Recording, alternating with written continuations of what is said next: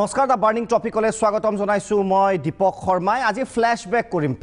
কৰিম 5 বছৰ আগৰ কথা যেতিয়া বিজেপিয়ে চৰকাৰ গঠন কৰিছিল কেন্দ্ৰত আৰু নিৰ্বাচনৰ পূৰ্বে যি প্ৰতিশ্ৰুতি দিয়া হৈছিল সেই প্ৰতিশ্ৰুতিসমূহ কিমান বাস্তৱায়িত হৈছে প্ৰতি বছৰে প্ৰতিশ্ৰুতি দিয়ে বিভিন্ন ৰাজনৈতিক দলে কিন্তু প্ৰায়ভাগ প্ৰতিশ্ৰুতিয়ে পূৰণ নহয় কিন্তু বিজেপি চৰকাৰৰ ক্ষেত্ৰত দেখা গৈছিল মোদীৰ ক্ষেত্ৰত দেখা গৈছিল প্ৰধানমন্ত্ৰী নৰেন্দ্ৰ মোদীৰ ক্ষেত্ৰত দেখা গৈছিল যে প্ৰতিশ্ৰুতিৰ এক প্ৰকাৰৰ সুনামি আনিছিল অলিক কিছুমান অদ্ভুত সপোন দেখুৱাইছিল সাধাৰণ জনতাক বিশেষকৈ অসমবাসীৰ আবেগৰ যিবোৰ বিষয় আছিল নদীবান প্ৰসংগ বাংলাদেশীৰ প্ৰসংগ সকলো প্ৰসংগতে এক প্ৰকাৰৰ আবেগৰ সৃষ্টি কৰিছিল আৰু বহু সপোন দেখুৱাইছিল 5 বছৰ অসমবাসীয়ে ভোট দিলে তেওঁলোকক আৰু 5 বছৰ পিছত আজি অসমবাসীয়ে হিচাপ বিচাৰিছে কি বিষয়ৰ হিচাপ বিচাৰিছে আমি প্ৰসংগসমূহ উত্থাপন কৰিম আৰু 5 বছৰত আসলতে সপোনৰ সদাগৰে কি দিলে আমাক আৰু আমি নিৰ্বাচনত এবাৰ কি দিম হেও ডাঙৰ প্ৰশ্ন সেই বিষয়ে আমি আলোচনা কৰিম ষ্টুডিওত উপস্থিত আছে ৰাজনৈতিক বিশ্লেষক অধ্যাপক ডক্টৰ অৰূপজ্যোতি চৌধুৰী ডাঙৰীয়া স্বাগতম জনাইছো বিশিষ্ট অধিবক্তা নিকিবুৰ জামান ডাঙৰীয়া উপস্থিত আছে ৰাজনৈতিক বিশ্লেষক মেহেদী আলম বৰা ডাঙৰীয়া উপস্থিত আছে জ্যেষ্ঠ সাংবাদিক জিতুমণি বৰা ডাঙৰীয়া আছে আৰু ৰাজনৈতিক বিশ্লেষক তথা অধ্যাপক ডক্টৰ জ্ঞানেন্দ্ৰ বৰ্মন ডাঙৰীয়া উপস্থিত আছে প্ৰাগ নিউজৰ editor in chief Ajit Kumar ভূঞাই আগবঢ়াব এডিটৰ্ছ ভিউ সমগ্ৰ বিষয় সন্দৰ্ভত কিন্তু আকৌ কৈছো যে ফ্ল্যাশবেক বা মেমৰি বা স্মৃতি ৰোমন্থন কৰোৱা হওক সেই সংলাপটোৱে আকৌ এবাৰ কোনো টকশ্ব' আৰম্ভ কৰাৰ পূৰ্বে যিটো সংলাপে সমগ্ৰ অসমবাসীক আবেগিক কৰিছিল আৰু মই জানো যেতিয়া এটা প্ৰশ্ন সোধা হৈছিল নৰেন্দ্ৰ মোদীৰ তৰফৰ পৰা যে চাহিয়ে কি নেহি চাহিয়ে তেতিয়া আপুনি সভাত উপস্থিত নাথাকিব পাৰে ময়ো নাছিলোঁ সেইখন সভাত কিন্তু টিভিত বহি ময়ো কৈছিলোঁ যে চাহিয়ে কি বিচাৰিছিলোঁ আমি কি প্ৰতিশ্ৰুতি দিছিলোঁ আপুনি মই আবেগিক হৈ ড্ৰয়িং ৰুমত বহি কি আচলতে চিঞৰিছিলোঁ চাওঁ হওক কি কৈছিল নৰেন্দ্ৰ মোদীয়ে ফ্ল্যাশবেক बांग्लादेश से जो घुसपैठी आए हैं उनको बाहर भेजना चाहिए कि नहीं भेजना चाहिए पूरी ताकत से बोलो ना भेजना चाहिए नहीं भेजना चाहिए भेजना चाहिए नहीं भेजना चाहिए और जो घुसपैठिए हैं वो राजनीतिक मकसद से आए हैं उन्हें तो वापस वहीं भेजना होगा जहां से वो आए बांग्लादेश से जो घुसपैठी आए हैं उनको बाहर भेजना चाहिए कि नहीं भेजना चाहिए पूरी ताकत से बोलो ना भेजना चाहिए नहीं भेजना चाहिए भेजना चाहिए नहीं भेजना चाहिए और जो घुसपैठिए हैं वो राजनीतिक मकसद से आए हैं उन्हें तो वापस वहीं भेजना होगा जहां से वो आए গতিকে পুৰি তাকতছে ময়ো টিভিত চাই আছিলোঁ তেতিয়া টিভিত ময়ো চিঞৰিছিলোঁ যে চাহিয়ে সপোন এটা দেখিছিলোঁ অসমবাসী অস্তিত্বৰ সংকটত যেতিয়া পৰিছিল কিন্তু একো নহ'ল নেকিবোৰ জামান ডাঙৰীয়া মই আকৌ বিশেষ প্ৰশ্ন নকৰোঁ বহুত ইছ্যু আছিল বহু প্ৰতিশ্ৰুতি আছিল কিন্তু অন্যতম আবেগিক প্ৰতিশ্ৰুতি আছিল বাংলাদেশী বিতৰণৰ প্ৰতিশ্ৰুতি হয়তো আপুনিও তেতিয়া টিভিত চাই আছিল আৰু আপুনিও ভাবিছিল যে অসমীয়াৰ ক'ৰবাত নহয় ক'ৰবাত উদ্ধাৰ হ'ব কি কয় নেকিবোৰ জামান ডাঙৰীয়া চাওক কল্যাণকামী ৰাষ্ট্ৰ এখনত যেতিয়া প্ৰতিটো নিৰ্বাচনৰ আগে কিছুমান কল্যাণকামী আঁচনি ৰাইজৰ মাজত 5 বছৰৰ মূৰে ৰাজনৈতিক দলসমূহে তেওঁলোকে নিৰ্বাচনী ইস্তাহাৰ হওক ভিজন ডকুমেণ্টৰ জৰিয়তে হওক বা বিভিন্ন সভা সমিতি তেওঁলোকৰ বক্তব্যৰ মাধ্যমেৰে হওক তেওঁলোকে কল্যাণমূলক আঁচনিসমূহ আৰু ৰাইজৰ আবেগ আৰু অনুভূতিসমূহক যাতে বাস্তৱত প্ৰতিফলিত কৰিব পাৰে সমাধান কৰি এই বিষয়ে তেওঁলোকৰ বক্তব্য নিৰ্বাচনী ইস্তাহাৰত এইবিলাক বস্তু তেওঁলোকে সন্নিৱিষ্ট কৰে আমি 2014 মোৰ মনত পৰে আমি যে কলেজীয়া লাইফত ধৰ্মেন্দ্ৰ দেৱানন্দ তেওঁলোকৰ চিনেমা চাই খুব ভাল পাইছিল আৰু যোৱা 14 চনত আমি একেধৰণে এজন অভিনেতা নৰেন্দ্ৰ মোদীৰ অভিনয় চাই আমি বৰ আপ্লুত হৈছিলোঁ আমি ভাবিছিলোঁ যে নিশ্চয় অসম তথা ভাৰতবৰ্ষত এটা সুদিন আহিব এটা পৰিৱৰ্তন আহিব কিন্তু তাৰ আগে আমি দেখিছিলোঁ যে যিটো সময়ত বাংলাদেশক মাটি হস্তান্তৰৰ ক্ষেত্ৰত ভাৰতীয় জনতা পাৰ্টিৰ সেই সময়ত তেওঁলোকে বিৰোধিতা কৰাৰ লগতে তেওঁলোকে হস্তান্তৰ নহয় বুলি কৈ তেওঁলোকে ভাৰতৰ সীমাত গৈ অসম বাংলাদেশ সীমাত গৈ সৰ্বানন্দ সোণোৱালে এখন পতাকা উৰাই থৈ আহিছিল তাতে 17জন BSFৰ জোৱানক হত্যা কৰা হৈছিল যিটো জেগাত কিন্তু তেওঁলোকৰ চৰকাৰ হোৱাৰ লগে লগে বাংলাদেশক তেওঁলোকে মাটি হস্তান্তৰ কৰি দিলে আজি তৈল ক্ষেত্ৰৰ কথা কৈছিল যে তৈল ক্ষেত্ৰসমূহ তেওঁলোকে এই লাহে লাহে বিক্ৰী আৰম্ভ কৰিলে এয়াৰপৰ্টসমূহ তেওঁলোকে ইতিমধ্যে মানে ব্যক্তিগতকৰণ কৰিলে ঠিক তেনেদৰে প্ৰতিটো ক্ষেত্ৰতে আমি দেখিছোঁ যে আজি বিশেষ ৰাজ্যৰ যিটো মৰ্যাদা আছিল 90-10 সেইটো কৰ্তন কৰা হ'ল আজি ঠিক তেনেকৈ আপোনাৰ অসম চুক্তি আখৰে আখৰে পালন কৰা হ'ব আৰু তেওঁৰ বক্তব্যত আপুনি যিটো শুনালে যে 16 মে'ৰ পিছত সকলো 14 চনৰ সকলো বাংলাদেশী যাব লাগিব কিন্তু তাৰ পিছতেই তেওঁলোকে হঠাৎ পৰিৱৰ্তন হৈ বাংলাদেশী যোৱাটো বাদেই নতুনকৈ হিন্দু বাংলাদেশী আনিম বুলি এখন তেওঁলোকে বিল উত্থাপন কৰিলে অৰ্থাৎ অসমীয়া জাতিটো যাতে নিশেষ হৈ যায় তেওঁলোকে কি কৈছিল নীতিন গাডকাৰীয়ে 16 চনত যে ইয়াতে আমি 8খন ব্ৰহ্মপুত্ৰ ব্ৰিজ বনালেনে নমানি ব্ৰহ্মপুত্ৰ নমানি বৰাক কৰিলে ব্ৰহ্মপুত্ৰ খান্দিব ব্ৰহ্মপুত্ৰৰ পাৰে পাৰে ৰাজপথ হ'ব এই সপোন বহুত আছিল এটাও পূৰণ নহল নিশ্চয় সপোন দেখুৱাই সেই সময়ত অসমৰ মানুহৰ পৰা তেওঁলোকে অদ্ভুতপূৰ্ণ 80% অধিক মানুহে কংগ্ৰেছৰ ভ্ৰষ্টাচাৰ আৰু অপশাসনৰ বিৰুদ্ধে ভোটদান কৰিছিল কিন্তু তেওঁলোকে চৰকাৰ হোৱাৰ পিছৰ পৰা 2014 চনৰ 2016 চনৰ প্ৰতিটো মুহূৰ্তত সি বিমুদ্ৰাকৰণেই হওক সি GSTয়ে হওক সি উদ্যোগীকৰণ কৰিম বুলি কৈ দুটাকে আপোনাৰ কাগজ কল বন্ধ হৈ কত হাজাৰ ল'ৰা ছোৱালী মানুহৰ মৃত্যুমুখলৈ আগবঢ়াই দিছে কোনো উদ্যোগীকৰণ নাই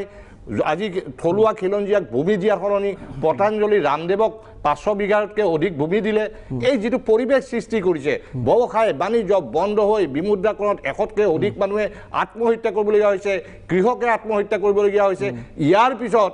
কেনেকেনো মোদী যদি অকল হিন্দুত্ববাদী কৰা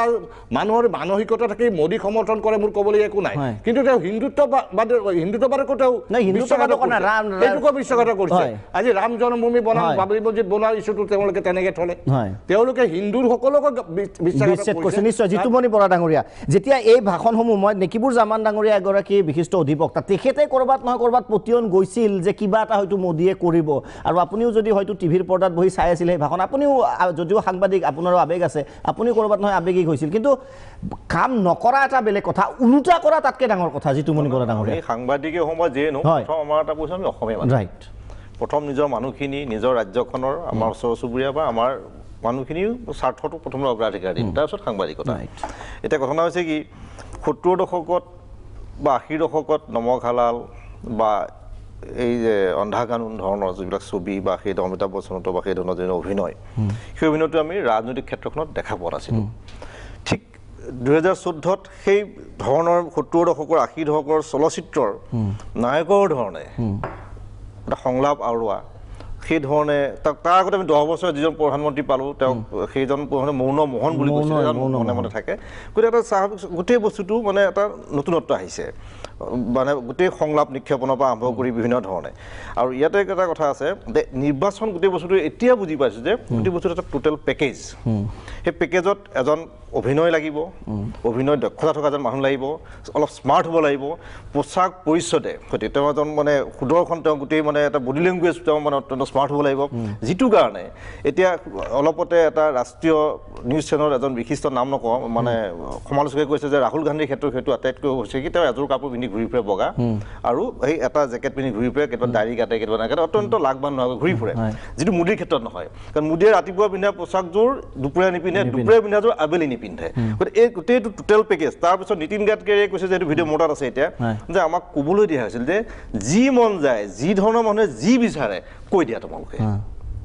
প্ৰতিশ্ৰুতি দিয়া তোমালোকে যিমান মন যায় মোৰ তাত ভিডিঅ' আছে যে যি মন যায় তাকেই প্ৰতিশ্ৰুতি দিয়া যাতে ৰাইজে ভাল পায় সেইধৰণে বিজেপিয়ে এটা সিদ্ধান্ত আছে অনানুষ্ঠানিক সিদ্ধান্ত গতিকে গোটেই বস্তুটো তাৰপিছত আমাৰ আহি গ'ল যে কিছুমান নতুন কথা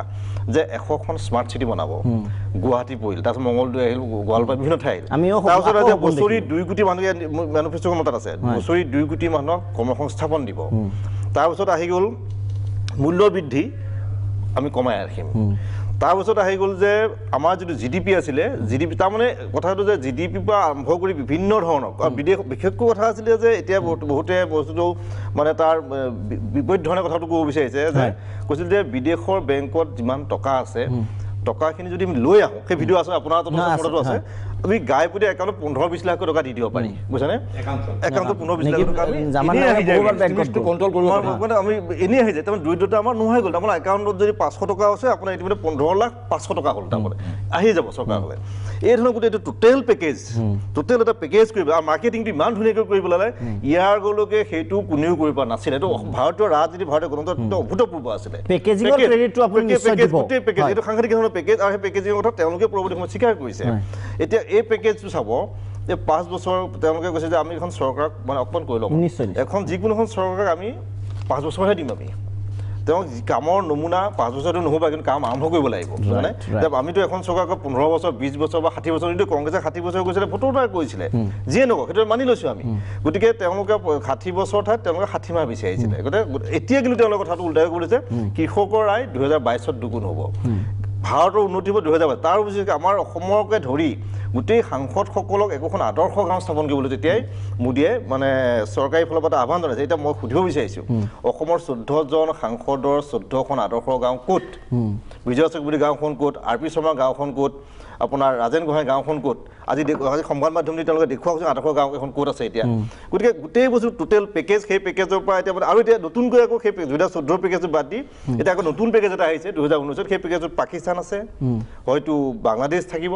বিভিন্ন ধৰণৰ পেকেজত আকৌ অন্তৰ্ভুক্ত পিছত মই ক'ম নিশ্চয় নিশ্চয় গতিকে পেকেজিং চৌধুৰী ডাঙৰীয়া আপোনাৰ ওচৰত আহিব বিচাৰিছোঁ নিৰ্বাচনত প্ৰতিশ্ৰুতি দিয়ে কিন্তু অদ্ভুত সপোন কিছুমান দেখুওৱা হৈছিল সেই মন্তব্যটো দেখালোঁ বিশেষকৈ অসমৰ ভোটাৰৰ ক্ষেত্ৰত কি প্ৰভাৱ পৰিছিল বুলি ভাবে হয় এই প্ৰথমতে মোৰ এটা কথালৈ মনত পৰিছে মই যেতিয়া ৰাজনীতি বিজ্ঞান পঢ়াইছিলোঁ কটন কলেজত তেতিয়া তাত এটা বস্তু গম পাইছিলোঁ যে গ্ৰেট ব্ৰিটেইনত এটা কনভেনশ্যন আছে এটা পৰম্পৰা আছে সেইটোক মেণ্ডেট কনভেনশ্যন বুলি কয় মেণ্ডেট কনভেনশ্যনত কি হয় যে মই নিৰ্বাচনত জিকিলে মোৰ দলে কি কৰিব সেইটো মই এখন কাগজত লিখি জনসাধাৰণৰ আগত দিওঁ যে এইখিনি কাম মোৰ দলে আৰু মই একেলগে মিলি কৰিম এই যেটো মেণ্ডেট কনভেনশ্যন সেইটোৰ আটাইতকৈ এটা সৌন্দৰ্য থকা দিশ হৈছিল কি যে যদি সেই 10টা ধৰক কাম তেওঁলোকে কৰিম বুলি কৈছিল 11 নম্বৰ এটা কাম তেওঁলোকে উলিয়াই ল'লে ক্ষমতাত অহাৰ পিছত সেইটো যদি ভালো হয় ব্ৰিটেইনৰ জনসাধাৰণৰ কাৰণে তাৰ কাৰণে কিন্তু ৰাজনৈতিক দলটো জবাবদিহি হ'ব লাগে এতিয়া আমাৰ প্ৰশ্নটো আমি দেখিছোঁ এই পঢ়ুৱাই থাকোঁতে মই দেখিলোঁ যে আমাৰ ইয়াত এটা ৰিভাৰ্ছ ট্ৰেণ্ড হৈছে ৰিভাৰ্ছ ট্ৰেণ্ড মানে তেওঁলোকে মেনিফেষ্টোখন বা ভিজন ডকুমেণ্টখন তেওঁলোকে যিবোৰ কাম আচলতে তেওঁলোকে তৎকালীনভাৱে নকৰে যিবোৰ তেওঁলোকে বহু দিনলৈ টানি টানি তাৰ পৰা নিৰ্বাচনী মুনাফা ল'ব খোজে সেইবোৰ বিষয়েহে তেওঁলোকে যেন সেই নিৰ্বাচনী ইস্তাহাৰত দিয়ে আৰু সেইকাৰণে আমি দেখিলোঁ যে যিবোৰ ৰাজনৈতিক দল যেনেকৈ কংগ্ৰেছ বা বিজেপি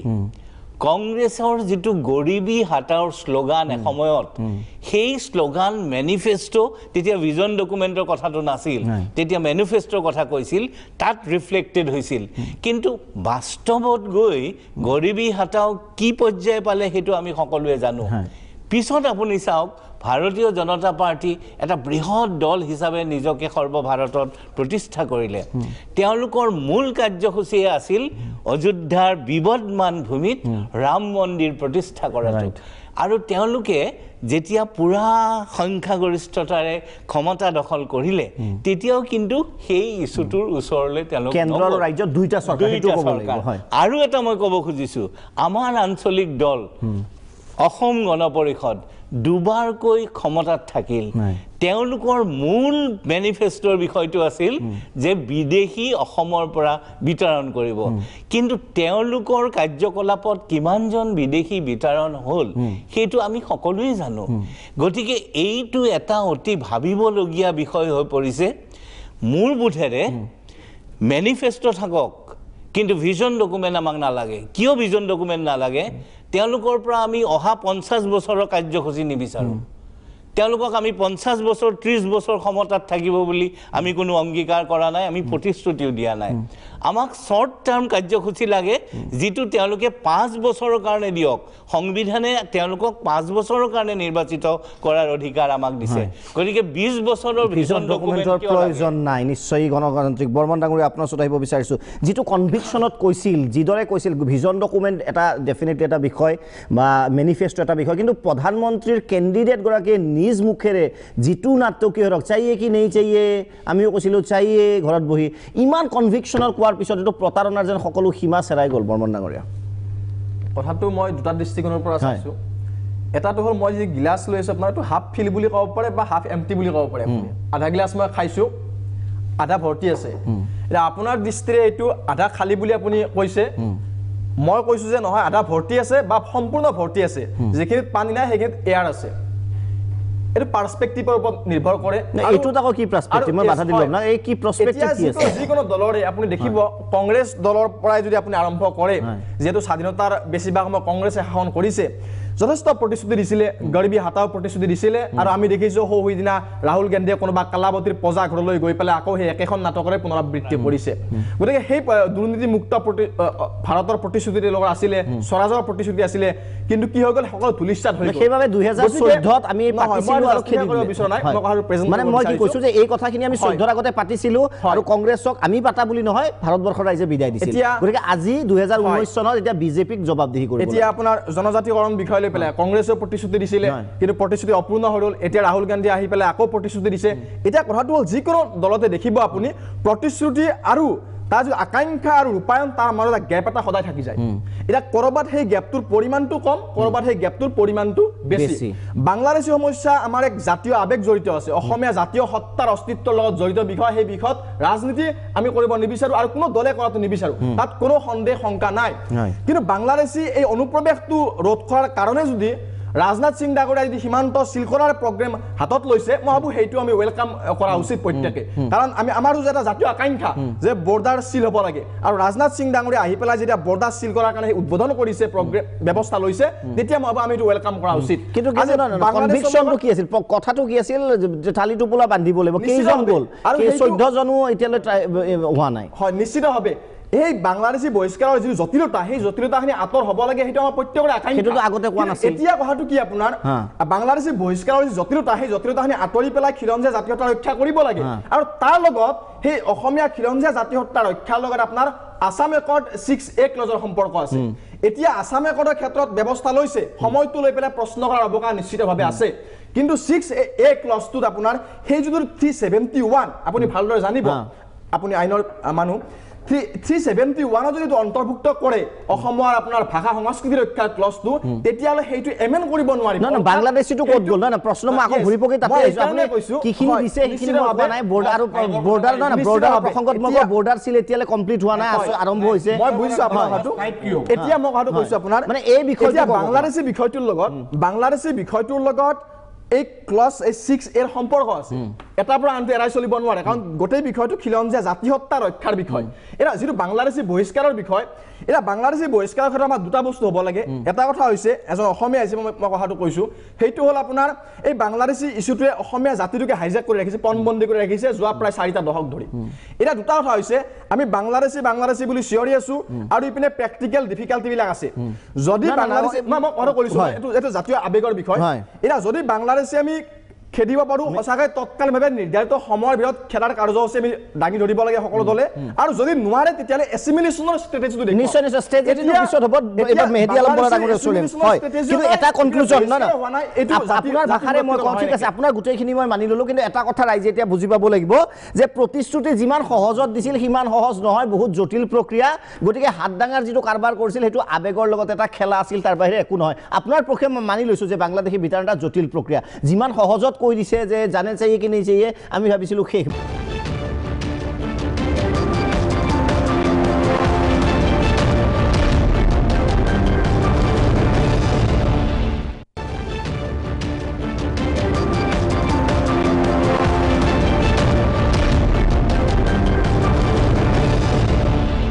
মেহেদি আলম বৰা ডাঙৰীয়া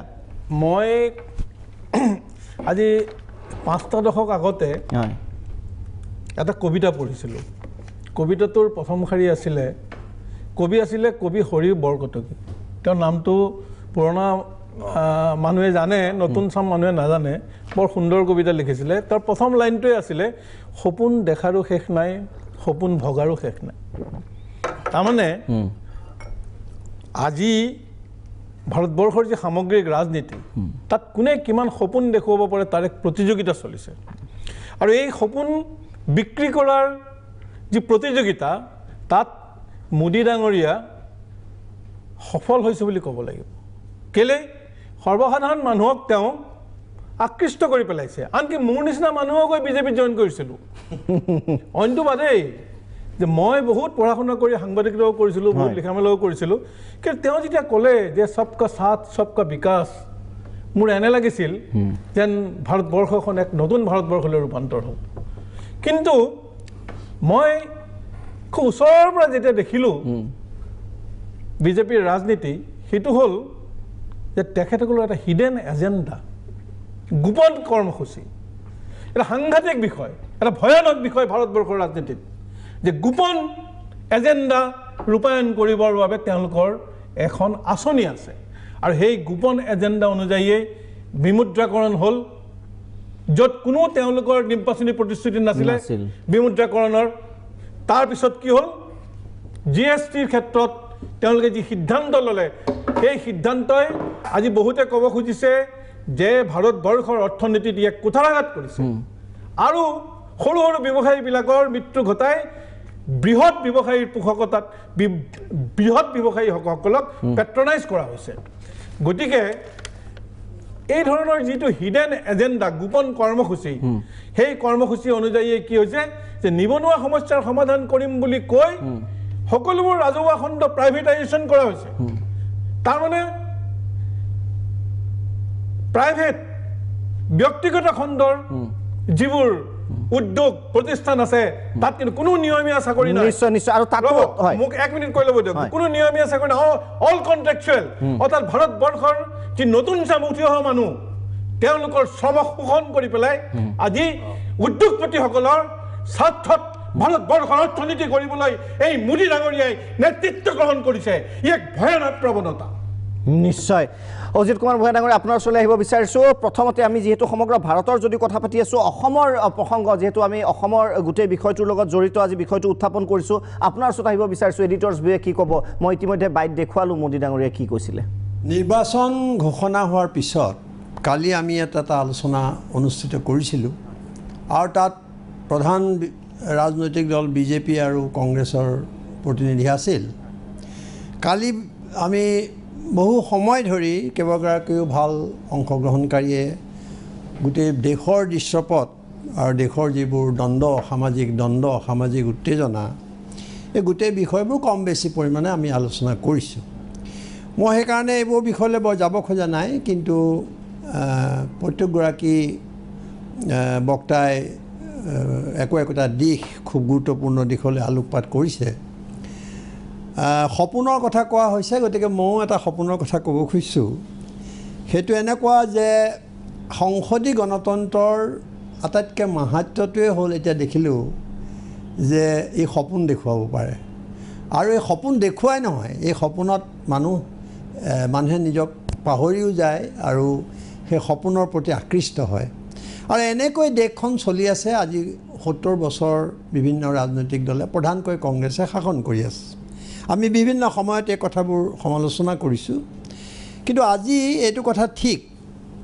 আজি মেহদী আলম বৰাই কৈছে যে প্ৰাইভেটাইজেশ্যন। আজি নৰেন্দ্ৰ মোদী চৰকাৰ যেতিয়া আহিছিল, তেতিয়া সমাজ বিজ্ঞানীসকলে, আমাৰ ডক্টৰ চৌধুৰী আছে, তেখেতে বেছি ভালকৈ কয়, সমাজ বিজ্ঞানীসকলে সদায় এটা কথা কৈছিলে যে আজি আৰু ভাৰতবৰ্ষৰ যিটো অৰ্থনীতি, তাত আৰু এইটো নহয় যে এফালে নতুন অৰ্থনীতি, গ্ল'বেলাইজেশ্যন বা এই প্ৰাইভেটাইজেশ্যন ইত্যাদি ইত্যাদি, ইয়াৰ মাজত সাধাৰণতে কি হয় যে এটা ভাৰসাম্য ৰক্ষা কৰা, ধনী আৰু দুখীয়াৰ মাজত ভাৰসাম্য ৰক্ষা কৰা। গতিকে চৰকাৰখনে দেখা গ'ল যে ভোট ল'লে সাধাৰণ ৰাইজৰ প্ৰতিশ্ৰুতি দিলে, ভুৱা প্ৰতিশ্ৰুতি, ভুৱা হেৰি। গতিকে আমি 70 বছৰৰ ৰাজনীতিক বা শাসনবিলাকক সদায় প্ৰতাৰণাৰ প্ৰবঞ্চনাৰ ৰাজনীতি বুলি কৈ আহিছোঁ। গতিকে কি হ'ল, এই ভাৰসাম্য ৰক্ষা কৰাৰ পৰিৱৰ্তে মোদী চৰকাৰে সম্পূৰ্ণৰূপে ধনিক শ্ৰেণীটো, যিটো শ্ৰেণীয়ে তেওঁক নিৰ্বাচনত বহুত টকা পইচা দিছিলে, আৰু এইখিনিতে মই এটা তথ্য আপোনালোকে নিশ্চয় জানে যে এইবাৰ যিটো ইলেকশ্যন হ'ব, তাত 70,000 কোটি টকা খৰচ হ'ব বুলি কোৱা হৈছে। পৃথিৱীৰ কোনো দেশত ইমান টকা খৰচ হোৱা নাই। আৰু যোৱা 14 চনৰ নিৰ্বাচনত 35,000 কোটি টকা খৰচ হৈছিলে। আৰু চাব, এই যিটো বিশাল আৰু ব্যয়বহুল যিটো নিৰ্বাচন, এইটো কোনে কৰি দিছিলে যোৱাবাৰ? যিটো মাৰ্কেটিং, যিটো অলপ আগতে পেকেজ বুলিও কৈছে জিতুমণি বৰাই,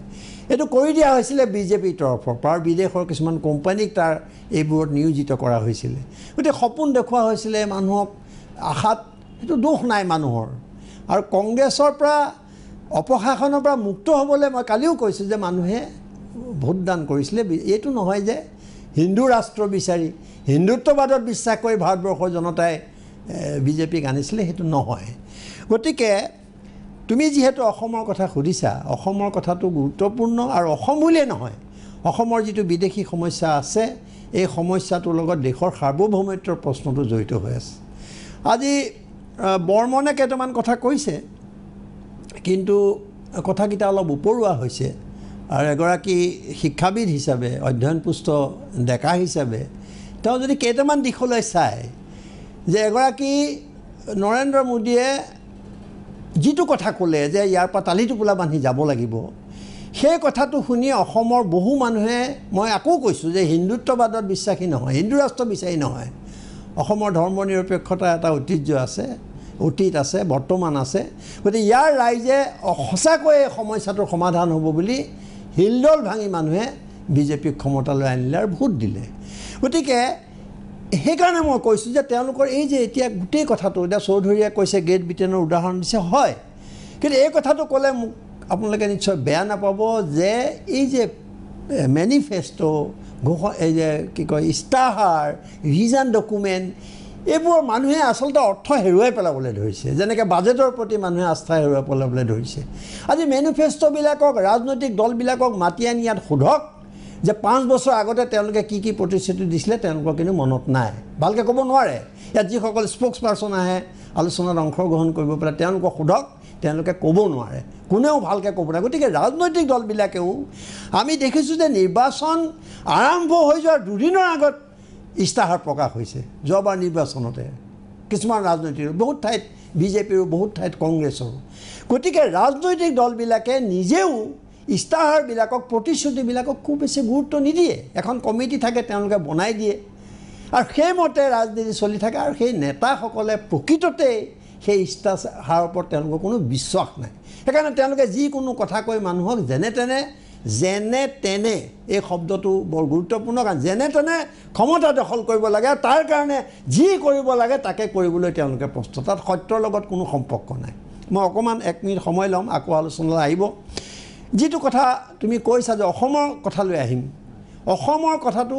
দেশৰ সাৰ্বভৌমত্বৰ লগত জড়িত হৈ আছে গতিকে প্ৰধানমন্ত্ৰীয়ে বা নৰেন্দ্ৰ মোদীয়ে সেই সময়ত যে ক'লে মানুহে সঁচাকৈ বিশ্বাস কৰিলে যে এবাৰ অন্ততঃ কিবা এটা হ'ব ঠিক আছে তেওঁ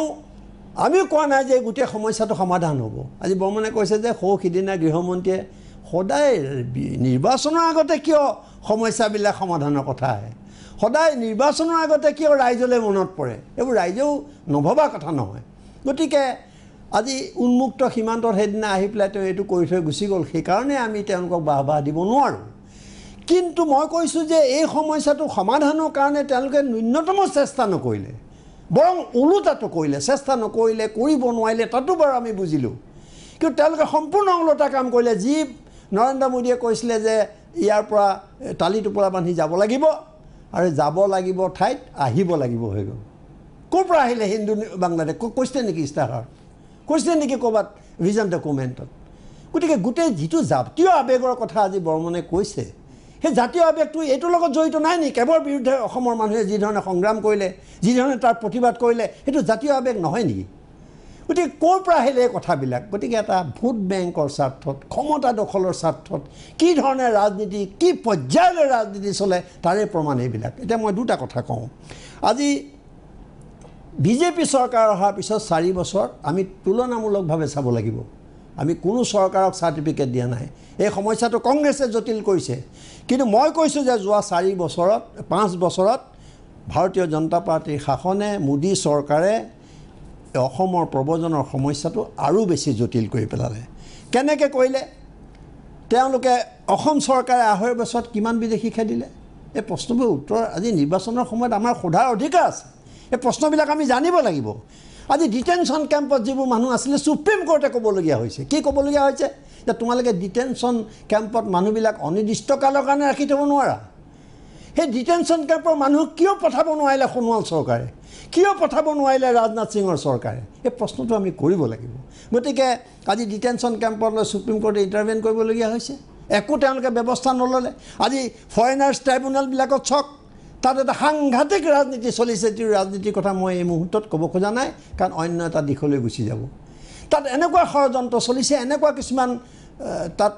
হেৰি দীপক শৰ্মা তুমি যিহেতু এগৰাকী অধিবক্তা তুমি বুজিবা যে তাত কি ধৰণৰ কথা হৈছে কাক ৰক্ষণাবেক্ষণ দিয়াৰ চেষ্টা চলিছে এই কথাবোৰ আগতে অন্ততঃ হোৱা নাছিলে শ্ল' আছিলে আটাইতকৈ ডাঙৰ কথা যে এন আৰ চি অসমৰ মানুহে ৰক্ষা কৱচ বুলি গ্ৰহণ কৰিছিলে সেই এন আৰ চিক আমি যেতিয়া ইয়াত কৈছিলোঁ তেতিয়া তেওঁলোকে প্ৰতিবাদ কৰিছিলে বিজেপিৰ প্ৰতিনিধিসকলে ইয়াত আমি প্ৰথমৰ পৰাই দেখুৱাই দিছিলোঁ যে এন আৰ চিৰ কাম কাজত কেনেকৈ সোণোৱাল চৰকাৰে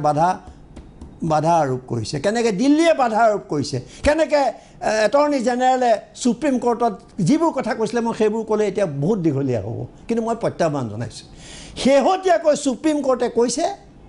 একেবাৰে স্পষ্ট ভাষাত কৈছে যে এন আৰ চিত প্ৰথমৰ পৰাই বিধি পথালি দিছে দেশৰ গৃহ দপ্তৰে আৰু চৰকাৰে কৈছেনে নাই স্পষ্ট ভাষাত কৈছে যে এন আৰ চিৰ প্ৰক্ৰিয়াত বাধা প্ৰদান কৰিছে আৰু তেওঁলোকে খুব কঠোৰ ভাষাৰে ইয়াক সমালোচনা কৰিছে আৰু বৰ্ডাৰৰ প্ৰশ্নত সুপ্ৰিম কোৰ্টে আটাইতকৈ কঠোৰ ভাষাৰে সমালোচনা কৰিছে মই অন্য বিষয় বাদেই দি দিলোঁ আজি নিবনুৱা সমস্যা সমাধানৰ কথা কোৱাৰ অৰ্থ নাই কাৰণ বজাৰত মুকলিকৈ চাকৰি বিক্ৰী হৈ গ'ল মন্ত্ৰী ৰঙহী বঙহীয়ে ভৰি পৰিলে আজি সেইটো বিষয়ে আমি আকৌ আহিম বাৰু আজি কংগ্ৰেছতকৈ বেছি দুৰ্নীতি হ'ল গতিকে ক'ত দুৰ্নীতি শেষ হ'ল ক'ত কি হ'ল ক'ত নিবনুৱা সমস্যাৰ সমাধান হ'ল ক'ত আমাৰ প্ৰব্ৰজনৰ সমস্যাৰ সমাধান হ'ল গতিকে এই কথাবিলাকক মাজেৰেহে আমি বিষয়টো চাব লাগিব জাতীয় আৱেগ জাপি দিয়া বস্তু নহয় জাতীয় আৱেগ ভিতৰৰ পৰা আহিছে আৰু সেই জাতীয় আৱেগক আঘাত কৰা হৈছে আৰু সেই জাতীয় আৱেগত আঘাত কৰাৰ যিটো প্ৰক্ৰিয়া অতি দুৰ্ভাগ্যজনকভাৱে অসমৰ আঞ্চলিক দলটোৱে তাত সহযোগ কৰিছে নিশ্চয় অসমৰ ৰাইজে মই আকৌ কৈছোঁ যে নৰেন্দ্ৰ মোদীৰ যি আৱেগিক ভাষণ আছিল যি প্ৰতিশ্ৰুতি আছিল ভুল গৈছিল কিন্তু 5 বছৰ পাৰ হ'ল অসমেৰ কি পালে অসমবাসীয়ে তেওঁলোকে বিবেচনা কৰিব সময় হৈছে বিৰতিৰ পিছত আমি পুনৰ বাৰ্নিং টপিকলৈ উভতি আহিম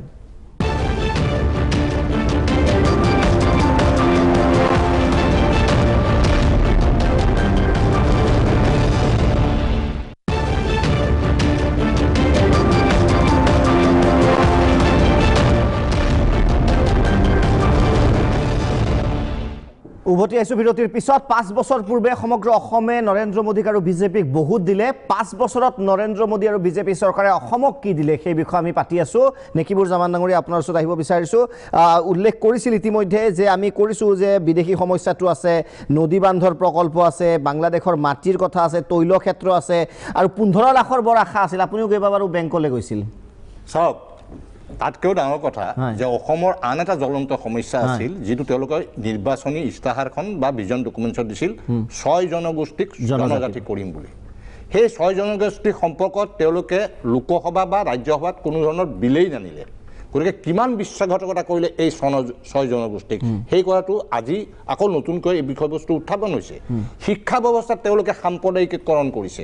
আজি দীনদয়ালৰ নামত চাৰিওপিনে শিক্ষানুষ্ঠান গঢ়ি তুলিছে আজি অসমৰ বৰদলৈ আছিল গোপীনাথ বৰদলৈকে আৰম্ভ কৰি কিমান বৰেণ্য ব্যক্তি আছিল তেওঁলোকৰ নামত শিক্ষানুষ্ঠান কাৰ নামত দীনদয়াল মানুহে এনে কিয়ে আমিতো আজিলৈকে নাজানিছিলোঁ এইবাৰ প্ৰথম নাম শুনিলোঁ দীনদয়াল আজি তেওঁলোকে কৈছিল যে বিমুদ্ৰাকৰণৰ জৰিয়তে সন্ত্ৰাসবাদটো আমি নিয়ন্ত্ৰণ কৰিম সন্ত্ৰাসবাদীৰ হাতলৈ টকা নাযাব কিন্তু বিমুদ্ৰাকৰণে সন্ত্ৰাসবাদী আজি কাশ্মীৰত কিন্তু চৰকাৰ কেন্দ্ৰৰ চলি আছে মোদীৰ চৰকাৰ চলি আছে অৰ্থাৎ ৰাষ্ট্ৰপতি শাসন সেই ৰাষ্ট্ৰপতি শাসন চলি থকা অৱস্থাত কেনেকৈ 300 কেজি IED সোমাই আমাৰ 50 জন জোৱান শ্বহীদ হ'বলগীয়া হ'ল ইয়াৰ ব্যৰ্থতা কাৰ ইয়াৰ চোৰাংচোৱাৰ ব্যৰ্থতা মানে কেন্দ্ৰীয় চৰকাৰৰ ব্যৰ্থতা আৰু তাকে লৈ তেওঁলোকে যিটো পেকেজিং কৰিব বিচাৰিছে এই পেকেজিং আজি আমি ভাবোঁ আজি নতুন প্ৰজন্মই কিন্তু এই কথাবিলাক বুজি উঠিছে গতিকে প্ৰতিটো কথা যে বেংকবিলাকৰ অৱস্থা কি কৰিছে CBIৰ অৱস্থা কি কৰিছে RBIৰ অৱস্থা কি কৰিছে এই কথাটো নতুনকৈ ক'বলৈ একো নাই GST কি কৰিছে ইতিমধ্যে ক'লে প্ৰতিটো আজি কওকচোন কোনটো কাম তেওঁলোকে আমাক সফল কৰিছে গংগা মাক তেওঁলোকে পৰিষ্কাৰ পৰিচ্ছন্ন কৰা এখন কমিটি বনাল প্ৰধানমন্ত্ৰী মোদী তাৰে অধ্যক্ষ আজি গংগাৰ কি অৱস্থা কৰিলে গংগাৰ ক্ষেত্ৰতো কোনো ধৰণৰ কাৰ্যপন্থা তেওঁলোকে হাততে নল'লে গতিকে আজি ইলেকশ্যন এই ভিজন ডকুমেণ্টছখন দেখিলে মোদীয়ে পঢ়ি দিলে তেওঁ নিজৰ ভোটটো নিজকে নিদিব যদি বাস্তৱতে মানুহ হয় যিটো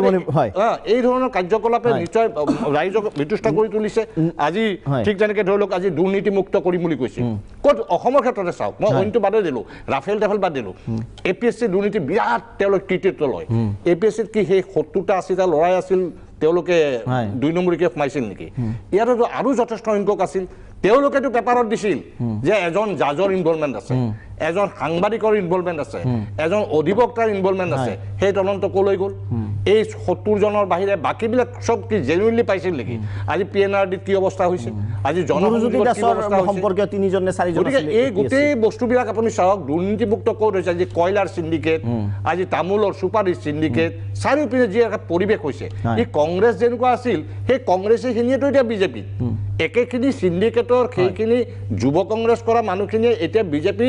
ৰাষ্ট্ৰীয় যুৱ মৰ্চা কৰি আছে একেখিনি মানুহ এইটো কাম কৰি আছে তাৰপিছত আমি কিবা আশা কৰিব পাৰিম নিশ্চয় জিতুমণি বৰা ডাঙৰীয়া এতিয়া জ্ঞানদান বৰ্মনে এটা কথা কৈছিলে আৰু অযোধ্যাই উত্তৰ দিছে তথাপি অকণমান মানে এনেকুৱা যে ফেন্সিঙৰ কথাটো যদি কৈছিলে সৰ্বানন্দ সোণোৱালে মুখ্যমন্ত্ৰী হিচাপে দায়িত্ব গ্ৰহণ কৰি প্ৰথম নাগৰিকপঞ্জী সঞ্চালকালয়ত গৈছিলে গৈ আহি তেওঁ সেইদিনাখন এটা ঘোষণা কৰিছিলে বাতৰিকাকতত আমি চবৰে হাততে কপিও আছে আমাৰ হাততো আছে যে 2 বছৰৰ ভিতৰত অসম বাংলাদেশ সীমান্ত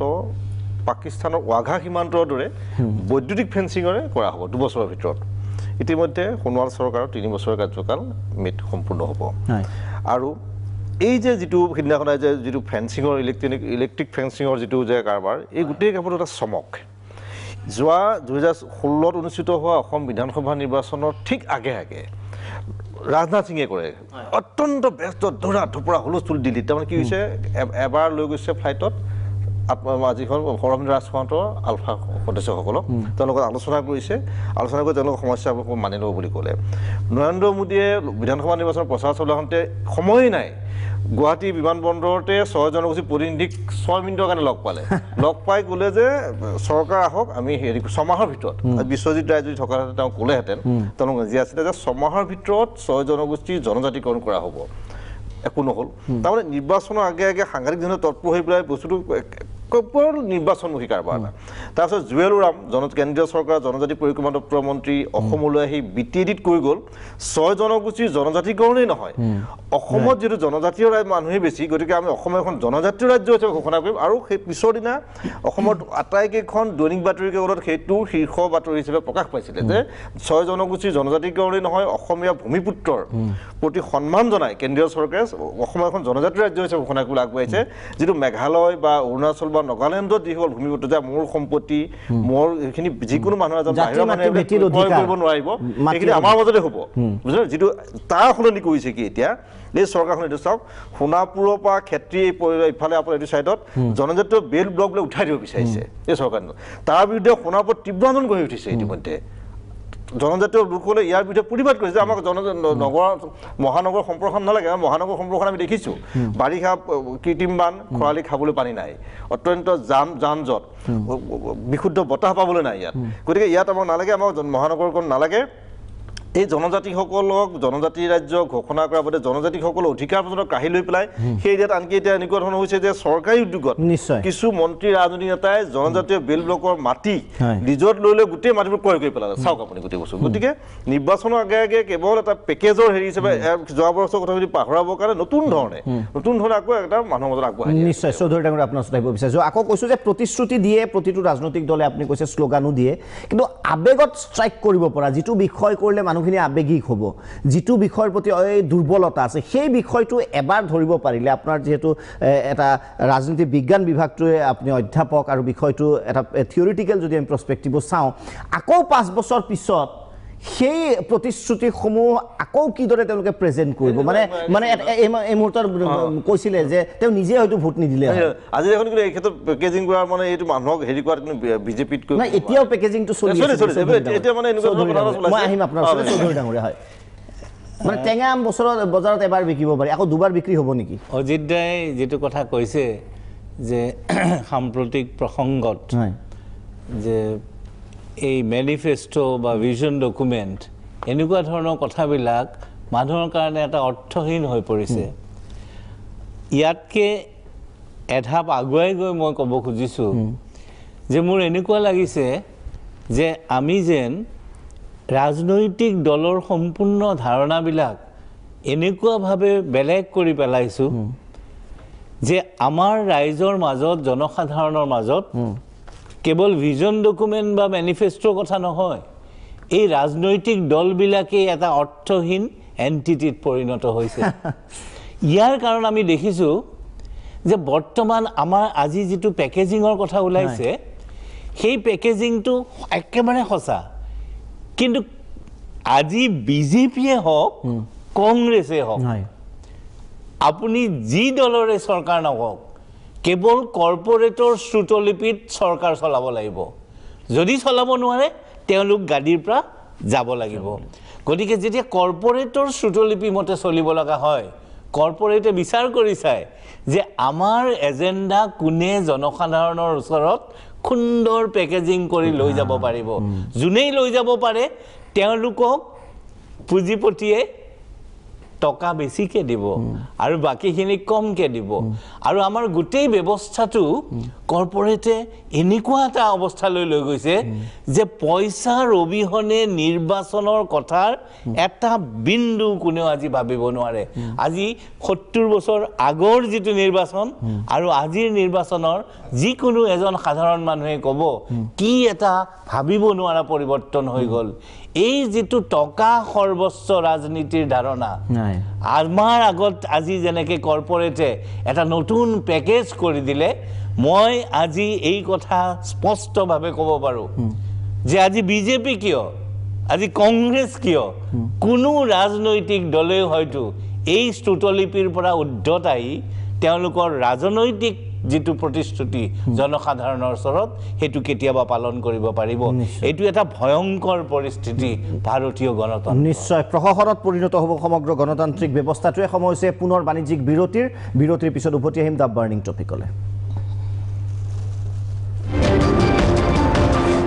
বৰ্মন দত্তা যাওক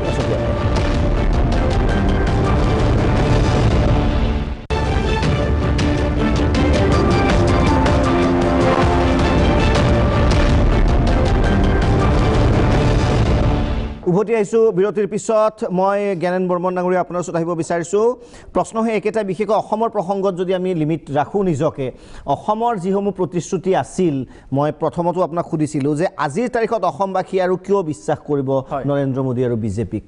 নিশ্চিতভাৱে আজি ইলেকশ্যনৰ সন্মুখত এই প্ৰশ্নবিলাক নিশ্চিতভাৱে উদয় হ'ব, আহিব জনতাৰ মনত। কিন্তু মোক অকণমান আপুনি সময় দিব, কাৰণ মোৰ পজিশ্যনটো আজি অভিমন্যুৰ চক্ৰবিহুত থকা নিচিনা লাগিছে। গোটেইবিলাকে আগুৰি ধৰিছে, বাট আই উইল ফাইট। গোটেইবিলাকে আগুৰি ধৰা প্ৰসংগ নহয় আচলতে, সেনেকৈ ক'লে আপোনাক অসমবাসীয়ে আগুৰি ধৰিছে। একজেক্টলি মই নিৰপেক্ষ আৰু মোৰ বিবেকে মোক যিটো ক'ব মই সেইটো কওক। বিবেকে কি কৈছে? এতিয়া মোৰ বিবেকে লৈছে বৰ্মনে বিজেপি গোটেই দায়িত্ববোৰ কেলে মূৰত লৈ লৈছে? নহয় নহয়, মই বিজেপিৰ দায়িত্ব ল'ব, আমাৰ বিজেপিৰ একো নহয়। আপোনাৰ চক্ৰবিহুৰ কথা নাই নহয়, আলোচনাই হৈছে। হয়, মানে কথাটো কি হৈছে আপোনাৰ,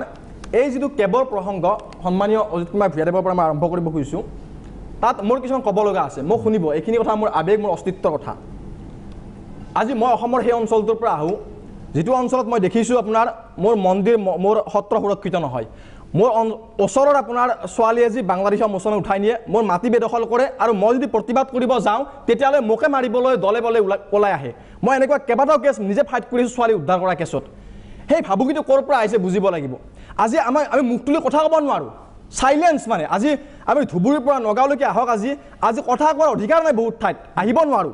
আপুনি মই নলবাৰীৰ ঘৰত যাওঁ, বুল্লুতত ৰাস্তাৰ কাষত গৰু কাটি থাকে, মই একো ক'ব নোৱাৰোঁ। সেই অসহায় এটা অৱস্থাত বাস কৰি আছোঁ, কিন্তু এই কনচাৰ্ণ বুকুৰ এই বেদনাখিনি ঘৰৰ সন্মুখত মাটি বেদখল এটা প্ৰশ্ন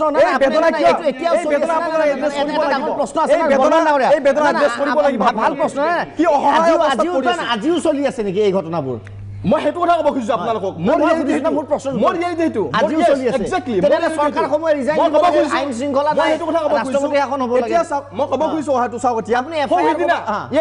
সিদিনা জালুকবাৰীৰ ঘটনা, ময়ূৰ দাস ধৰ্ষণ কৰি হত্যা কৰি পেলাই থলে মেটেকা পুখুৰীত, মই গৈ ৰাস্তা ব্লক কৰিছোঁ। সেই পৰিস্থিতি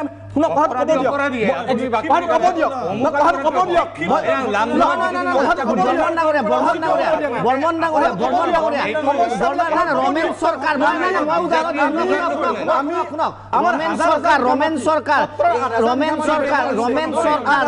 চৰকাৰ যি হিন্দু বাংলাদেশীক আনিব বিচাৰিছে ৰমেন চৰকাৰ সিদিনাখন কণমানি এগৰাকী নাবালিকাক ধৰ্ষণ কৰি হত্যা কৰিছে গুৱাহাটীৰ মাজমজিয়াত ৰমেন চৰকাৰ আৰু কি উদাহৰণ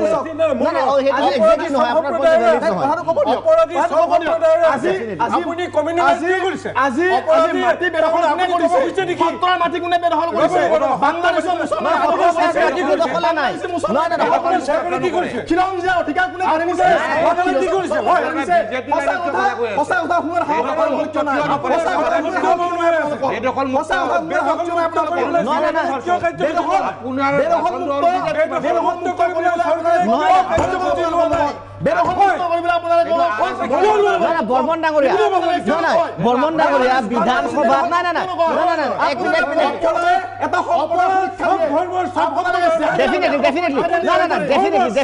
বৰ্মন ডাঙৰীয়া দুটা প্ৰশ্ন নাই তাৰপিছত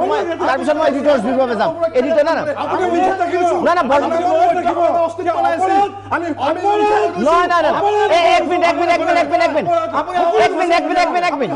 এক মিনিট বৰ্মন ডাঙৰীয়া এক ছেকেণ্ড আবেগ মোৰো আছে না আপুনি বিজেপি মই এটা প্ৰশ্ন আছে মই এডিটৰ্ছ বিভাগে যাম কিন্তু বৰ্মন ডাঙৰীয়া এটা প্ৰশ্নৰ উত্তৰ দিয়ক না এটা প্ৰশ্নৰ উত্তৰ দিয়ক বৰ্মন ডাঙৰীয়া এক মিনিট বৰ্মন ডাঙৰীয়া অসমৰ বিষয়টো নহয় আপুনি ডাইভাৰ্ট কৰিছে কিন্তু মই এটা প্ৰশ্ন এটা বেদনা মোৰো আছে শুনক মই এটা প্ৰশ্ন উত্তৰ বিচাৰিছো আপোনাৰ পৰা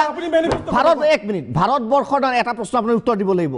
ভাৰতবৰ্ষৰ জঘন্যতম ধৰ্ষণ আৰু ৰেপ দিল্লীৰ দামিনী কাণ্ডত কেইজন মুছলমান আছিল হেতাল পাৰেখ যাক এগৰাকী কণমানি 14 বছৰীয়াক ধৰ্ষণ কৰি ঘৰত বাকচত কাটি পিছ কৰি শুনাৰ ধৈৰ্য ৰাখক মোৰো আবেগ আছে কাৰণ হেতাল পাৰেখ মোৰ ভনী শুনক 14 বছৰীয়া এগৰাকী ঘৰত কাটি পিছ কৰি ৰাখিল সুপ্ৰিম কোৰ্টে কৈছিল ইমান নিশংস মানুহ হ'ব নোৱাৰে তেওঁ কি মুছলমান আছিল কওক শুনক আমাৰ হিন্দু সংস্কৃতিক সেই কালচাৰটো ৰেফ্লেক্ট নকৰে যেতিয়া হিন্দু সংস্কৃতি কি কয় হিন্দুত্বই কি কয় আপোনাৰ অহিংসা পৰম ধৰ্ম একম সৎ বিপ্লৱ উদাবদন্তি 5 লাখ কাশ্মীৰৰ হিন্দুক নিৰ্যাতন চলি উচ্ছেদ কৰি পঠোৱা হ'ল এজনো হিন্দুৱে কিন্তু হাতৰ অস্ত্ৰ তুলি লোৱা নাই সেইটো অহিংস দৰ্শন যোনে গৰিহণাৰ যোগ্য কিন্তু অসমৰ পৰিস্থিতি আপুনি কথাটো কৈছে অসমত অৰ্ণময় বৰাক ধৰ্ষণ কৰিছে প্ৰশ্ন কৰিব নোৱাৰিম নেকি মই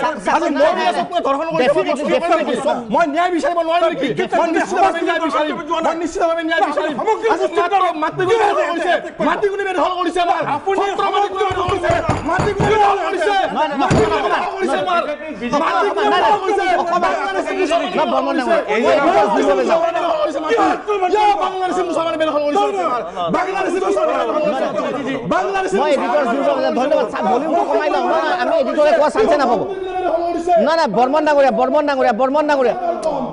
বৰ্মন ডাঙৰীয়া মই ভূঞা ডাঙৰীয়া ওচৰলৈ যাম বাকী ভলিউমটো কমাই দিয়ক কাইণ্ডলি কমাই দিয়ক ভূঞা ডাঙৰীয়া আপোনাৰ ওচৰলৈ নাই বাকী ভলিউম কমোৱা আছে মই বেয়া নাপাব মই এডিটৰ্ছ বিভাগে যাওঁ ভলিউম কমোৱা আছে নাই জামান ডাঙৰীয়া কোনো ভলিউম নাই এইটোৰ ভলিউম নাই আমাৰ কথা শুনা নাই মানুহে ভূঞা ডাঙৰীয়া উপায় নাই চৰি প্ৰথম কথা হ'ল যে এই সাম্প্ৰতিক ৰাজনীতিত সমাজখনত কিমান অস্থিৰতা হৈছে বৰ্মন শুনক বৰ্মন শুনিব লাগিব বৰ্মন শুনিব লাগিব আপুনিতো আৰু দলৰ সদস্য নেকি বৰ্মন ডাঙৰীয়া আপুনি শুনিব লাগিব আপুনি পঢ়ুৱাই ছাত্ৰক মই কওঁ যে সাম্প্ৰতিক ৰাজনীতিয়ে সমাজখনক ক'লৈ লৈ গৈছে সেই কথাটো এই কথাবিলাকৰ মাজত প্ৰতিফলিত হৈছে আজি বৰ্মনে যিটো কথা কৈছে মই অস্বীকাৰ নকৰোঁ হয়তো তেওঁ আশে পাশে যিটো পৰিস্থিতি হৈছে সেইটোৱে তেওঁক ক্ষোভিত কৰিছে তেওঁ ভাবিছে কিন্তু মই এইটো ক'ব খুজিছোঁ যে এই ঘটনাবিলাক অকল তাতেই নহয় বিক্ষিপ্তভাৱে বিভিন্ন ঠাইত এই ঘটনাবোৰ ঘটিছে যিটো দীপক শৰ্মাই ক'লে যে সুপ্ৰিম কোৰ্টে যিবোৰ কৈছে যিবোৰ দিল্লীত নিশংসভাৱে ধৰ্ষণ হ'ল তাততো এটা অকল কেৱল ধৰ্মীয় সংখ্যালঘু মানুহ নাছিলে গতিকে মই সুধিব খুজিছোঁ বৰ্মনক যে এই গোটেই সমস্যাটোৰ সমাধান জনগাঁথনি সলনি হৈছে অসমত প্ৰব্ৰজনৰ সমস্যাই থলুৱাৰ অস্তিত্ব বিপন্ন কৰিছে কোনজন মানুহে ইয়াত অস্বীকাৰ কৰিব মেহদী আলম বৰা নেকিবুজামানে আন্দোলন কৰিছে অসম আন্দোলন মেহদী আলম বৰাই কৰিছে তেওঁলোক মুছলমান সম্প্ৰদায়ৰ ইয়াত কোনজন মানুহে এই কথাটো অস্বীকাৰ কৰিব যে অসমত থলুৱা জনগণৰ অস্তিত্ব সংকট হোৱা নাই কোনেও কৰা নাই আপোনাৰ যিটো সমস্যা তাৰ সমাধান কিন্তু বাংলাদেশৰ হিন্দু বাংলাদেশী আনি দিলে সেইটো সমস্যা সমাধান নহয় হিন্দু বাংলাদেশী একেটাই কৰিব গতিকে আপুনি কি কাৰণে ভাবিবলগীয়া হৈছে যে হিন্দু বাংলাদেশী আনি দিলে ইয়াত আপোনাৰ সেই সমস্যাটো নোহোৱা হৈ যাব আজি উত্তৰ প্ৰদেশত সেইজনক মুখ্যমন্ত্ৰী পতা হৈছে নৰেন্দ্ৰ মোদীয়ে যিজন মুখ্যমন্ত্ৰীয়ে কি কয় উঠাই আনি পেলাই কবৰৰ পৰা উঠাই আনি পেলাই মুছলমান মহিলাক ৰেপ কৰিব লাগে বুলি কৈছিল এইটো স্বাধীন দেশত আধুনিক সমাজত এটা ভাবিব নোৱাৰা ঘটনা কাহিনী আমি নুশুনা কথা গতিকে তাত আজি উত্তৰ প্ৰদেশত মুছলমান সম্প্ৰদায়ৰ ওপৰত ধৰ্ষণ হৈছে তেওঁলোকক মাংস কি খাব কি নাখাব ঠিক কৰি দিয়া হৈছে ফ্ৰিজত এবিধ মাংস পোৱাৰ কাৰণে হত্যা কৰা হৈছে ট্ৰেইনত হত্যা কৰা হৈছে তাত তেতিয়াহ'লে তেওঁলোকে ক'ব নেকি যে এনেধৰণে বাংলাদেশী আনি পেলাই সেই সমস্যা সমাধান কৰিব নেকি এতিয়া মূল প্ৰশ্নটো হৈছে আপোনালোকৰ তাত যিটো সমস্যাৰ কথা আপুনি ক'লে হৈছে বিভিন্ন ঠাইত সেই সমস্যাটো হৈছে তাৰ কাৰণে এখন চৰকাৰ আছে আপুনি এখন চৰকাৰ পাতি দিছে আৰু আপুনি চাওক ভিজন ডকুমেণ্টৰ পাতে সুশাসনৰ কথা কোৱা হৈছে আইন শৃংখলাৰ কথা কোৱা হৈছে সন্ত্ৰাসবাদ দমনৰ কথা কোৱা হৈছে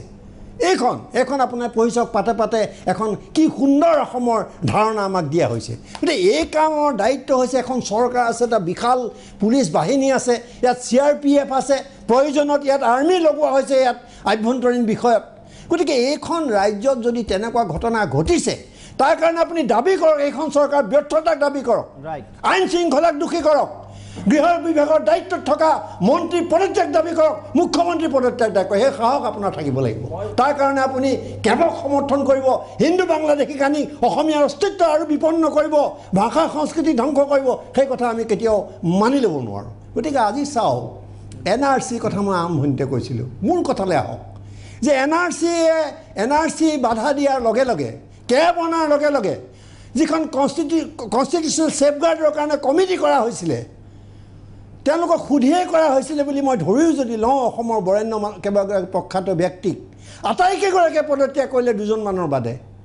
তাৰ চেয়াৰমেনগৰাকীয়ে ক'লে যে এইখন কনষ্টিটিউশ্যন ছেফগাৰ্ডৰ কোনো অৰ্থ নাই কাৰণ যেতিয়া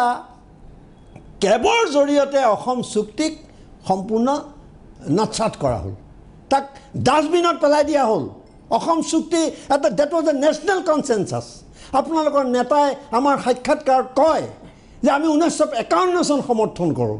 1971 নকৰোঁ কিন্তু তেতিয়া ডেট ৱাজ এ নেশ্যনেল কনচেনচাছ আছিল নে নাই কিন্তু মোৰ প্ৰশ্ন হ'ল যদি আপোনালোকে 51 চনক সমৰ্থন কৰে তেতিয়াহ'লে এইখন চৰকাৰে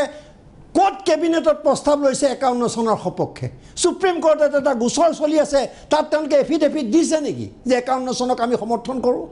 এইবোৰ একো কৰা নাই তেওঁলোকে 51 চনৰ সমৰ্থনত কেবিনেটত ডিচিশ্যন লোৱা নাই কোনো এটা অফিচিয়েল ষ্টেটমেণ্ট নাই সুপ্ৰিম কোৰ্টত তেওঁলোকে এফিডেভিট দিয়া নাই কিন্তু তেওঁলোকে মানুহৰ আৱেগ সৃষ্টিৰ কাৰণে আৰু সেই আৱেগ সৃষ্টি কৰি ভোট ল'বৰ কাৰণে এইটো কৰা হৈছে আজি কনষ্টিটিউশ্যনেল ছেফগাৰ্ড কিয় প্ৰয়োজন হ'ল সেই প্ৰশ্নটোলৈ যে যাওঁ কি উত্তৰ হ'ব ভাষাৰ ভিত্তিত জাতিৰ পৰিচয় নহয় বুলি আপোনালোকৰ সভাপতিগৰাকীয়ে কৈছে আপোনালোকে ভাষাৰ ভিত্তিত ধৰ্মৰ ভিত্তিত নাগৰিকত্ব দিব খুজিছে সংবিধান আটাইতকৈ দেশৰ ডাঙৰ সমস্যাটো হৈছে যে আজি ধৰ্ম নিৰপেক্ষতাৰ ওপৰত এটা আঘাত আহিছে সাম্প্ৰদায়িক ৰাজনীতিৰ অসমত যি ধৰণে বিষবাষ্প বিয়পাই দিয়া হৈছে সেইটো আপুনি সমৰ্থন কৰিব নেকি তাৰ কাৰণে কি আপুনি কেৱল সমৰ্থন কৰিব নেকি সেইকাৰণে এইবোৰ কথা নহয় আৰু আজি চাওক আজি মুকলি বজাৰ বহিলে কোনখন আপুনি সমৰ্থন কৰা চৰকাৰে তাৰ কি তদন্তৰ ব্যৱস্থা কৰিলে আজি সংবাদমেল পাতি দুগৰাকী নেতাই কৈছে বিজেপিৰ যে আংশিকভাৱেহে তাত দুৰ্নীতি হৈছে অথচ হাইকোৰ্টে অৰ্ডাৰ আছিলে যে CID ৰিপৰ্ট নহা পৰ্যন্ত তেওঁলোকে নিযুক্তি দিব নোৱাৰিব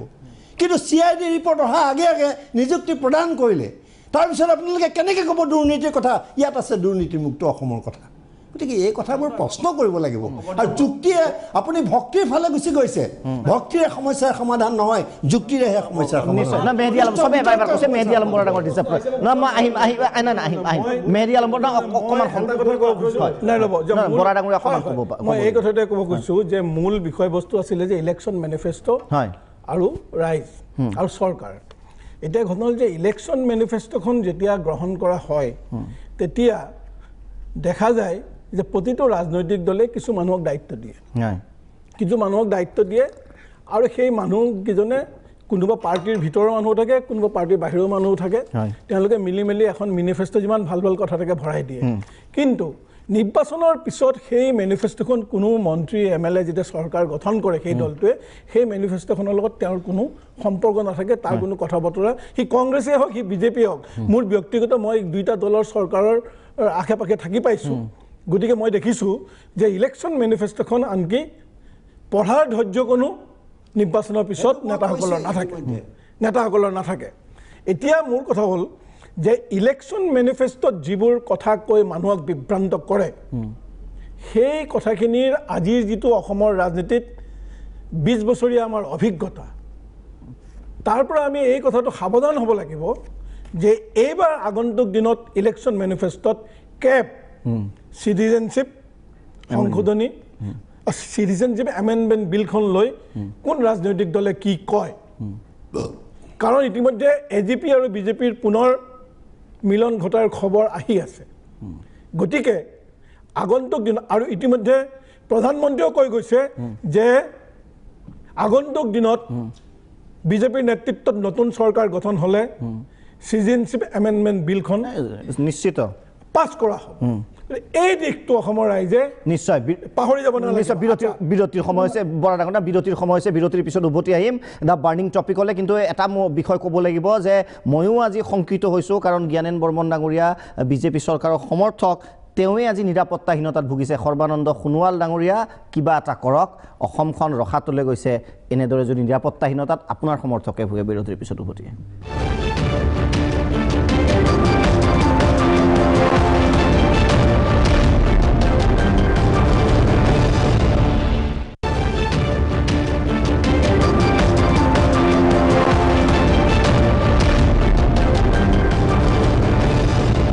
উভতি আহিছোঁ বাৰ্নিং টপিকলৈ আৰু বাৰ্নিং টপিকত আজি আমি কথা পাতি আছোঁ 5 বছৰৰ প্ৰতিশ্ৰুতি মই এইবাৰ আহিব বিচাৰিছোঁ নেকিবুৰ জামান ডাঙৰীয়া আমি প্ৰায় অনুষ্ঠান শেষৰ ফালে আহিছোঁ গতিকে আপোনাৰ যি মন্তব্য শেষ মন্তব্য হিচাপে মই আপোনাৰ শেষ মন্তব্য মোৰ কথা হ'ল যে চিটিজেনশ্বিপ এমেণ্ডমেণ্ট বিলখন জৰিয়তে যিটো অসম চুক্তি নচ্ছাত কৰিব বিচৰা হৈছে যিটো অসম চুক্তিৰ 855 জন শ্বহীদ হৈছিল সমগ্ৰ অসমীয়া জাতিয়ে যিটো গ্ৰহণ কৰিছিল এই চুক্তিখন মানে ডিসকাৰ্ড কৰা হ'ব আৰু NRC যিটো আপগ্ৰেডেশ্যন হৈ আছে সেই আপগ্ৰেডেশ্যন বাধা হ'ব 2 নম্বৰ কথা আজি আমাৰ বৰ্মন ডাঙৰীয়া যিটো ক'লে সত্ৰ বেদখল নহয় ট্ৰাইবেল বেল্টটো বেদখল হৈছে আপোনালোকে ট্ৰাইবেল বেল্টৰ কথাও কওক ট্ৰাইবেল ট্ৰাইবেলৰ মাটি উলি আপুনি পতাঞ্জলি ৰামদেৱক কিয় 500 বিঘা মাটি দিলে আজি গুৱাহাটীৰ পৰা আপুনি যাওক বাহিৰলৈ যাওক ইপিনে যাওক গোটেই দুই পিনে ট্ৰাইবেল বেল্টৰ মাটি চৰকাৰী মাটি সকলো বনিয়া পুঁজিপতি গোষ্ঠীক দিয়া হৈছে এই কথাটো চিন্তা কৰিব লাগিব আজি হিন্দু ধৰ্ম মুছলিম ধৰ্মৰ কথা নাই আমাৰ ধৰ্ম অসমীয়া আমি ইছলামৰ অৰ্থ যদি আপুনি বুজে ইছলাম মানে শান্তি ইয়াত কোনো সন্ত্ৰাসবাদী স্থান নাই অপৰাধীৰ স্থান নাই অপৰাধ সদায় অপৰাধীয়ে অলপতে মইনগুৰি সত্ৰ কথাটো ওলাইছিল বহু আলোচনা হৈছিল মই ব্যক্তিগতভাৱে মইনগুৰি সত্ৰলৈ যেতিয়া গৈছিলোঁ সেই অঞ্চললৈ 3 ঘৰ হিন্দু মানুহ তাত থাকে আহি কান্দা কাটা কৰিল কেনেকৈ সত্ৰখন নিলে কিয় নিবলগীয়া হ'ল কেনেকৈ যা গ'ল কেনেকৈ ৰাখিব বিচাৰিছিল গতিকে যদি সত্ৰ বেদখল হৈছে চৰকাৰৰ দায়িত্ব সত্ৰ সম্পূৰ্ণ মুক্ত কৰক ট্ৰাইবেল বেল্ট আমাৰ যিবিলাক ভূমিপুত্ৰ তেওঁলোকৰ ট্ৰাইবেল বেল্ট যেনেকৈ বিভিন্ন জনে লৈ লৈছে ৰামদেৱকে আৰম্ভ কৰি বিভিন্ন অঞ্চলত সোণাপুৰ ক্ষেত্ৰীকে জিতুমণি বৰা ডাঙৰীয়া শেষ মন্তব্য হিচাপে কি ক'ব এই ক্ষেত্ৰৰ কথাটো বাৰু মই নাজানো কিন্তু হৈছে কি বিজেপিত আমি দেখিছোঁ মূল বিষয়ৰ পৰা আঁতৰি পেলাই অলপমান সাম্প্ৰদায়িক মেৰুকৰণৰ জৰিয়তে মানুহক এটা আৱেগ সৃষ্টি কৰিব বিচাৰে গৈ পেলাই যে মানে 2014 আৰু 2016 নিৰ্বাচনৰ সময়ত বিজেপিৰ ফালৰ পৰা আটাইতকৈ ব্যয়বহুল দলৰ প্ৰচাৰ চলাইছিলে বাতৰি কাকতত যিটো বিজ্ঞাপন দিছিলে মই সেইটো বাতৰি কাকতৰ বিজ্ঞাপনটো মই লৈ আহিছোঁ মই থৈ দিছিলোঁ মোৰ ডেস্কটপত কাটি পেলাই তাত প্ৰথমটোৱে আছিলে যে কৰ্ম সংস্থাপন অসমত 23 লাখ শিক্ষিত আৰু কেইবা লাখো অশিক্ষিত নিবনুৱা 25 লাখৰ অধিক নতুন কৰ্ম সংস্থাপন সৃষ্টি কৰিম বুলি কৈছিলে অসমৰ যুৱ প্ৰজন্মৰ বাবে কাৰিকৰী কৌশলৰ প্ৰশিক্ষণ 100তকৈ অধিক BPO স্থাপন ঠিক আছে 23 লাখ শিক্ষিত নিবনুৱাৰ বিপৰীতে 25 লাখ অশিক্ষিত নিবনুৱাৰ কাৰণে তেওঁলোকে কৰ্মসংস্থান সৃষ্টি কৰাৰ কথা কৈছে আমি 3 বছৰত কি পালোঁ মূল বিষয়ৰ পৰা এইটো হৈছে আজিৰ তাৰিখৰ সিদিনাখন ৰাম জন্মভূমি যে অযোধ্যাত যুৱকক যেতিয়া সুধিছিলে NDTVৰ পৰা যে ৰাম মন্দিৰ বিচাৰে নাই কৈছে নিৰ্বাচনৰ সময়ত এটা নিৰ্বাচনী ইছ্যু এইটো শ্লোগান আমাক সেইটো নালাগে আমাৰ ইয়াত লাখ লাখ নিবনুৱা হিন্দু তেওঁলোকে আমাৰ হিন্দুৱে কাম কৰক চৰকাৰখনে কৈছে আমাৰ হিন্দুৰ কাম কৰক কৈছে মই হিন্দু কৈছে আমাৰ কাম কৰক যে আমাৰ ইয়াতে লাখ লাখ শিক্ষিত নিবনুৱা MBA কৰি পেলাই তেওঁ পিয়নৰ চাকৰিৰ কাৰণে দৌৰিবলৈ কৈছে উত্তৰ প্ৰদেশত তেওঁ MSc ফাৰ্ষ্ট ক্লাছ হৈ MSc তেওঁ পিয়ন চকীদাৰ থাৰ্ড গ্ৰেড চাকৰিৰ কাৰণে ইণ্টাৰভিউ দিছে যে এই অৱস্থা আমাৰ এতিয়া উত্তৰ আমাৰ এই মানুহখিনিৰ কাৰণে চিন্তা কৰক আমাৰ ৰাম মন্দিৰ পিছত হৈ থাকিব প্ৰথম গতিকে অসমৰ ক্ষেত্ৰত মই কওঁ যে সংস্থাপনৰ কথা ইয়াৰ পৰা বিষয়টো ডাইভাৰ্ট বিষয়টো ল' এণ্ড অৰ্ডাৰ চৰকাৰী গৃহ বিভাগ আছে আমি শেষ অংশলৈ উভতি আহিম তিনিগৰাকীৰ শেষ মন্তব্য ল'ব আছে কিন্তু সময় হৈছে শেষৰটো বাণিজ্যিক বিৰতিৰ